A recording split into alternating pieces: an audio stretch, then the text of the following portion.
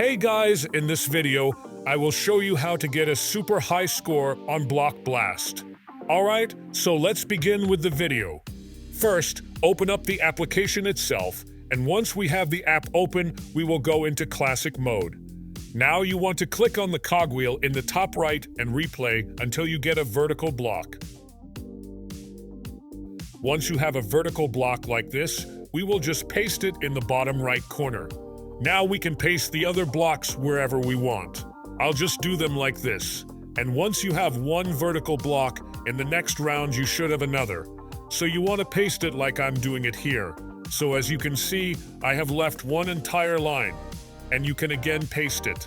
Paste the other blocks wherever you want them to. Just don't fill out either of the last two lines vertically from the right going to the left. So I'm just going to do this. And now, as you can see, it is going to give me as many of these as I want. So here it gave me two. So I'll just repeat the same thing here. I can do it like this. And again, it gave me a vertical one.